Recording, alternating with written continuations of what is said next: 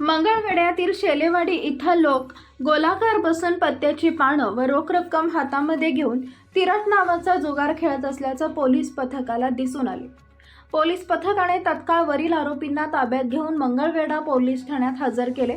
घटनास्थळी पोलिसांना 9 mobile, 8 मोटरसायकली, cooler, table, 66,458 रुपये रोख रक्कम असा एकूण 4,03,458 रुपयाचा मुद्देमाल पोलिसांनी जप्त केलाय। नव्याने दाखल झालेले पोलीस अधीक्षक अतुल कुलकर्णी यांनी मंगळवेढा या अवैध व्यवसायावर टाकलेल्या धाडीमुळे सर्वसामान्य नागरिकांतून त्यांच्या कार्याचं सर्वत्र कौतुक होते।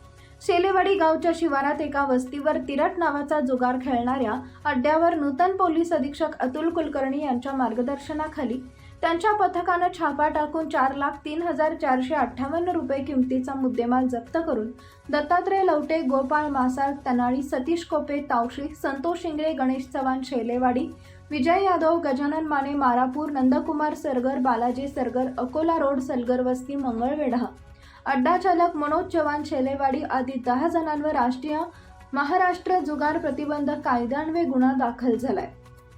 पोलीस सूत्रांकडून मिळालेली माहिती अशी की शेलेवाडी येथील शिवारात चव्हाण वस्तीवर पत्र्याच्या शेडमध्ये काही इसम चोरून 52 पानांच्या पत्त्यावर पैशाची पैज लावून तिरट नावाचा जुगार खेळत असल्याची गोपनीय माहिती नव्याने दाखल झालेले पोलीस अधीक्षक अतुल कुलकर्णी यांना मिळताच त्यांनी कार्यालयाचे पथक घटनास्थळी पाठवले।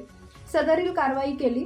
सोलापूर जिल्हा मुख्यालय म्हणजे शेलेवाडीपासून 70 किलोमीटरवरून पोलीस अधीक्षक यांचे पथक येऊन कारवाई करण्याची वेळ आली, परंतु मंगळवेढ्यातील पोलिसांना याची माहिती नसणं ही आश्चर्यकारक गोष्ट आहे। या अबिटमध्ये अनेक अवैध धंदे चालू असल्याचं स्पष्ट दिसून येते। आंधळगाव ग्रामपंचायत यांनी गावातील तर अवैध धंदे बंद करण्यात यावेत यासाठी ग्रामपंचायत ठराव मंजूर करण्यात आला होता व तो मंगळवेढा पोलीस ठाण्यात देण्यात आला होता। तसेच या भागात तत्कालीन पोलीस अधीक्षक शिरीष सरदेशपांडे यांच्या पथकानं अवैध वेश्या व्यवसाय सुरू असलेल्या एका हॉटेलात छापा टाकला होता। यावरून याबीटमधील अधिकारी यांच्या ही गोष्ट लक्षात कशी आली नाही।